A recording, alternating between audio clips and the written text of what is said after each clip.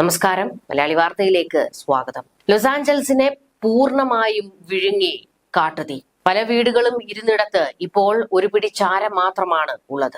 സെലിബ്രിറ്റികളുടെ എല്ലാം വീടുകൾ കത്തി നശിച്ചിട്ടുണ്ട്. വരണ്ട കാറ്റിന്റെ സ്വാധീനത്താൽ ലോസ് ആഞ്ചൽസിൽ 3 ദിവസം സംഹാര താണ്ഡവമാടിയ കാട്ടുതീ വെള്ളിയാഴ്ച രാത്രിയോടെ പലയിടത്തും നിയന്ത്രണ വിധേയമായിട്ടുണ്ട്. ഇതോടെ ഒഴിഞ്ഞുപോയ നാട്ടുകാരിൽ പലരും വീടിരുന്നിടത്തേക്ക് ഓടിയെത്തുകയായിരുന്നു. എന്നാൽ മിക്കവർക്കും അവരുടെ വീടുകളല്ല, പകരം ഒരു പിടി ചാരമാണ് കാണാനായത്. വീട്ടുസാധനങ്ങളും സമ്പാദ്യവും സർട്ടിഫിക്കറ്റുകളും സർവ്വതും അഗ്നിയെടുത്തു കഴിഞ്ഞു. പുകയേക്കാൾ കണ്ണീരിന്റെ നിസ്സഹായതയുടെ ഒരു അന്തരീക്ഷമാണ് ഇപ്പോൾ ലോസ് ആഞ്ചൽസിൽ ഉള്ളത്.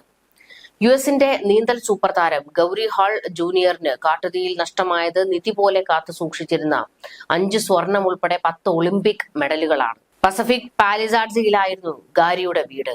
കാട്ടുതീയിൽ നിന്ന് വളർത്തുനായയെ മാത്രമേ അദ്ദേഹത്തിന് രക്ഷിക്കാനായുള്ളൂ. ഹോളിവുഡ് സിനിമാ വ്യവസായ തലസ്ഥാനമായ ലോസ് ആഞ്ചൽസിൽ താമസിച്ചിരുന്ന താരങ്ങളിൽ ഭൂരിഭാഗത്തിന്റെയും വീടുകളും കത്തി നശിച്ചിട്ടുണ്ട്. വെള്ളിയാഴ്ച വൈകിട്ടോടെ കൂടുതൽ മേഖലകളിൽ തീ അണയ്ക്കാൻ അഗ്നിരക്ഷാ സേനാംഗങ്ങൾക്ക് കഴിഞ്ഞു. എന്നാൽ സാന്റ ആന എന്ന വരണ്ട കാറ്റ് വീണ്ടും ശക്തി പ്രാപിക്കുമെന്നും പുതിയ അഗ്നിതാണ്ഡവത്തിന് കാരണമാകുമെന്നുമാണ് ലോസ് ആഞ്ചലീസ് കാലാവസ്ഥാ സർവീസിന്റെ മുന്നറിയിപ്പ്. 8 മാസമായി മഴ ലഭിക്കാത്തതിനാൽ ഇവിടുത്തെ കാലാവസ്ഥ അത്രയും വരണ്ടതാണ്.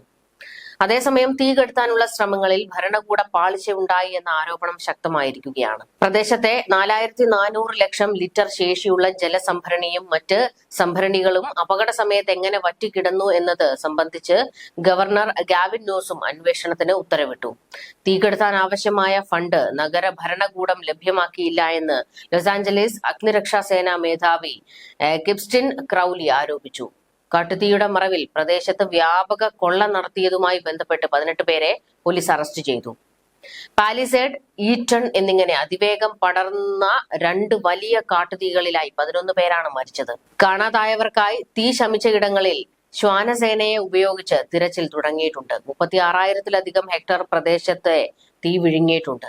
12,000 നിർമ്മിതികൾ കത്തിനശിച്ചു. 15,000 കോടിയിലേറെ ഡോളറിന്റെ നഷ്ടം കണക്കാക്കുന്നു. 13 ലക്ഷത്തോളം പേർ പാർക്കുന്ന യുഎസിലെ 2ാമത്തെ വലിയ നഗരമായ ലോസ് ആഞ്ചൽസിനെ ഇനി എങ്ങനെ പുനർനിർമ്മിച്ചെടുക്കുമെന്ന ചോദ്യം അധികൃതരെ കുഴപ്പിക്കുകയാണ്. ന്യൂസ് ഡെസ്ക് മലയാളി വാർത്ത.